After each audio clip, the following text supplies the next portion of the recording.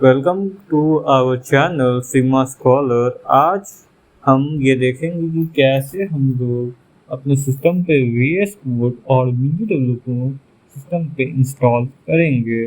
So let's start the video. सबसे पहले हम लोग किसी भी वेब ब्राउज़र को खोल लेंगे और वहाँ पे टाइप कर लेंगे सर्च बार में VS स्टूडियो कोड। जो सबसे पहले लिंक आएगा उस पर हम लोग क्लिक कर लेंगे।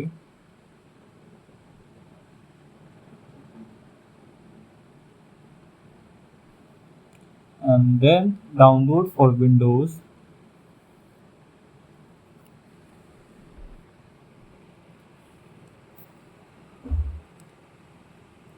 और जैसे कि आप देख सकते हैं कि हमारा जो डाउनलोडिंग है वो शुरू हो चुका है। हम इसे कैंसिल कर देंगे क्योंकि इसे हमने पहले ही से ही इंस्टॉल कर रखा है।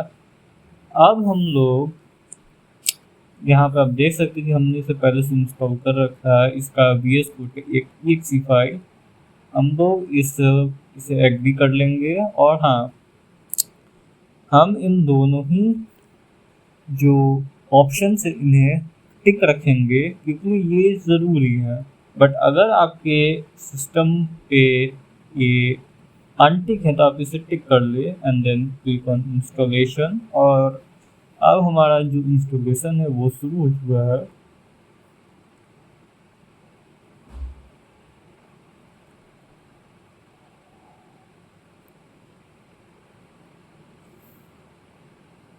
तो आप जैसा कि देख सकते हैं अब हमारा इंस्टॉलेशन कंप्लीट हो गया। तो अब फिनिश।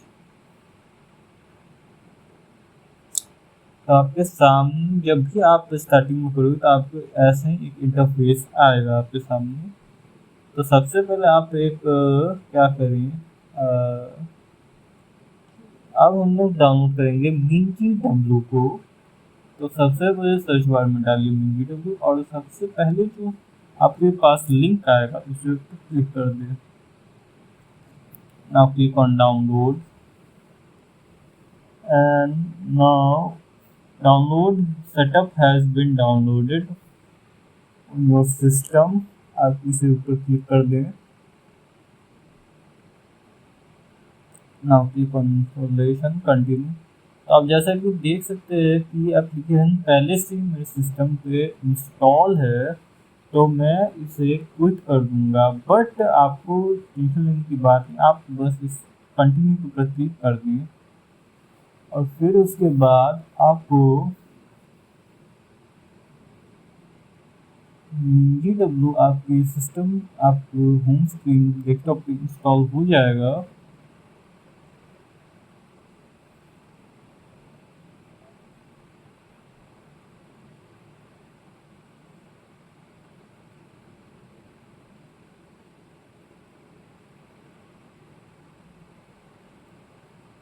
आपको MinGW को इंस्टॉलर खोलना है। आपका जो भी आपको कुछ इस तरह का इंटरफेस है जो यहाँ पे अनटिक होगा तो आपको इसे मार्क फॉर इंस्टॉलेशन पे क्लिक कर लेना है। जितने भी आपको इन सभी को मार्क फॉर इंस्टॉलेशन क्लिक कर लेना है। आफ्टर डैट आपको इंस्टॉलेशन पे आना है, अप्लाई चेंजेस के ऊपर आपको क्लिक कर देना है। ये अभी मेरे में विजिबल इसलिए नहीं है क्योंकि मैंने इसे ऑलरेडी इंस्टॉल कर रखा है, मैंने इसे कोई चेंजेस नहीं किए हैं। तो अब हम इसे बंद कर लेंगे। तो आप जो उसे करोगे तो बार बार डाउनलोड होना शुरू हो जाएगा। डाउनलोडिंग होने के बाद आपको फाइल एक्सप्लोर पे आना है और आपने जिस भी फोल्डर में डाउनलोड किया है आपको आ जाना है।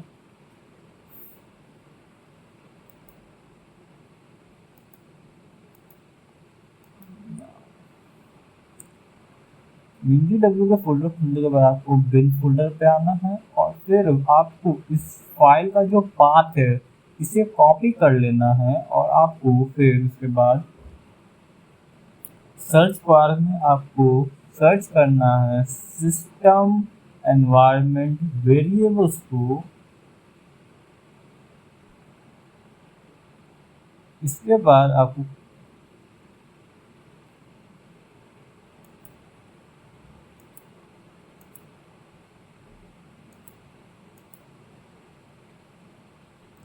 फिर आपके पास इस टाइप का कुछ पॉपअप खुल जाएगा। इस पर आपको क्लिक करना एनवायरनमेंट वेरिएबल्स, फिर उसके बाद सिस्टम वेरिएबल, फिर पाथ, फिर एडिट, और उसके बाद आपको क्लिक करना है न्यू पे, और फिर आपको यहाँ पे पेस्ट कर देना है। जैसे कि आप देख सकते हैं मेरा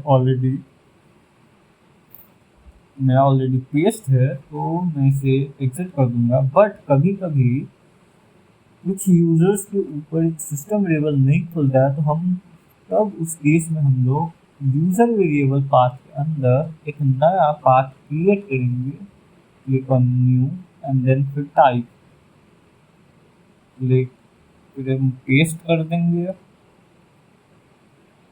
बिकॉज ये ऑलरेडी मैंने कर रखा था, इसमें ओके ओके ये सारे सिस्टम है। बट सम सिस्टम में इसे रीस्टार्ट की रिक्वायरमेंट होती, तो अगर आपके सिस्टम को रीस्टार्ट की रिक्वायरमेंट, तो आप उसे रीस्टार्ट भी कर सकते हैं। तो अब जो अब हमारे जितने भी सॉफ्टवेयर थे वो हम इंस्टॉल हमने कर लिया है, तो अब हम लोग स्टार्ट कर सकते हैं अपनी कोडिंग जर्नी। बट अगर आपको वी एस स्टूडियो कोड को आपको यूज नहीं करना, तो आप इसके अल्टरनेटिव में कोड ब्लॉक्स को भी यूज कर सकते हैं, विच इज कम्प्लीटली फ्री। आपको सिर्फ सर्च करना है कोड ब्लॉक्स डाउनलोड, और आप इसके मेन साइट पे आ जाएंगे। आपको जो सबसे ऊपर जो डाउनलोड द बाइनरी उस पर क्लिक कर देना है, और आपको सबसे नीचे जाना है जहाँ पे होगा माइक्रोसॉफ्ट विंडोज, और आपको जो फो, for SourceForge dot net उसके ऊपर क्लिक कर देना है, एंड देन ये ऑटोमेटिकली डाउनलोड होना शुरू हो जाएगा।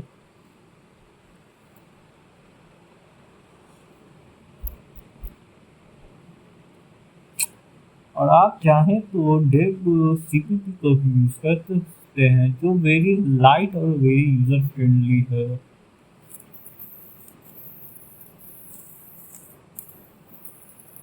Now exit. Now we are start our coding journey। तो हम लोग सबसे पहले एक फोल्डर क्रिएट कर लेंगे,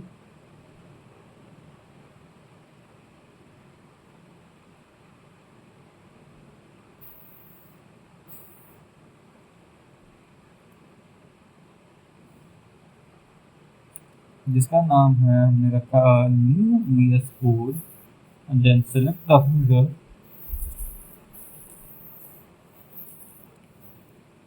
अब हम लोग एक नया फाइल क्रिएट कर लेंगे,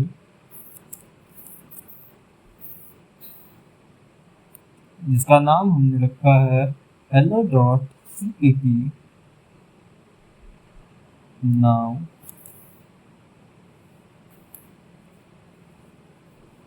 now we are going to write our code, which is include ISO string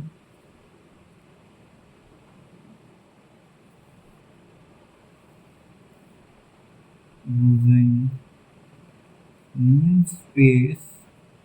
Here I do a mistake, so it's for that.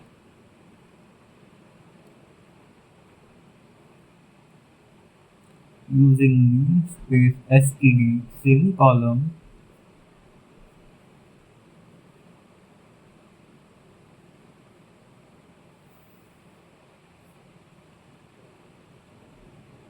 Now we are writing int main. Here we use this braces. Now we are writing our main code, which is cout, use करेंगे, and then in this column we write what we, जिस चीज़ को हमें अपनी print कर देना है। हम यहाँ पे प्रिंट कर रहे हैं testing ID. Now we just use Indian.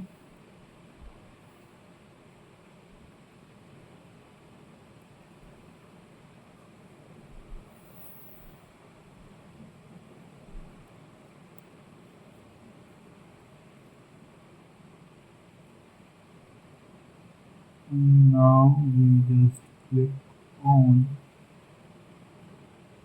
the running button.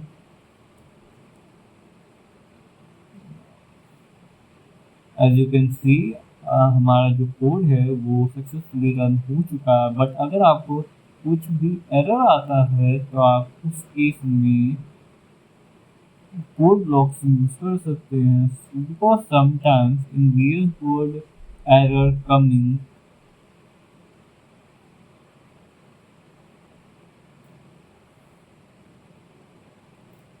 Now again you can see I just remove the semicolon and आप जैसे कि देख सकते हैं यहाँ पे एक एरर आ रहा है। इसे हम सिंटेक्स एरर कहते हैं। बट अगर आपका कोड सही है लेकिन फिर भी कोड में कुछ एरर आते हैं तो इसका मतलब है जो आपने डाउनलोडिंग प्रोसेस है उसमें आपने कुछ मिस्टेक्स किए हैं या फिर जो आपका पैकेजेस हैं वो सही से इंस्टॉल नहीं हुआ है। लेकिन अगर अब हम लोग अनदर लाइन लिखें same as today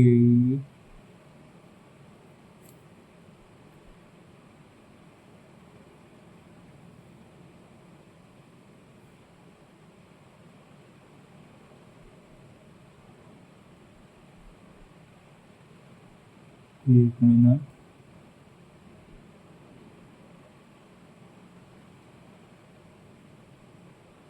today is weather is very warm and here semicolon। अगर अब हम इसे रन करें तो आप देख सकते हैं कि जो दो लाइन है ये एक ही लाइन में प्रिंट हो रहा है। बट अब हम चाहते हैं कि ये अलग अलग लाइन हो, तो इसके लिए हम लोग यूज़ करेंगे ई एन डी एल का मतलब होता है कि आप अपने कंपाइलर को ये बता रहे हैं कि अब ये जो लाइन ये टर्मिनेट हो गई है। अब जैसे कि देख सकते हो तो अब ये दो अलग अलग लाइन में प्रिंट हो रहे हैं।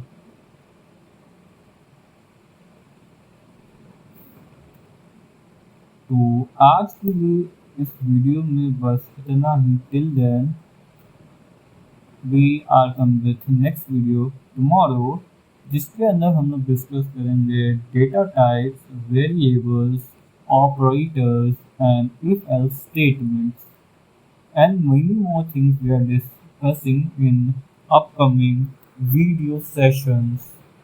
So till then, goodbye and subscribe our channel and follow on our Instagram for more updates. Thank you.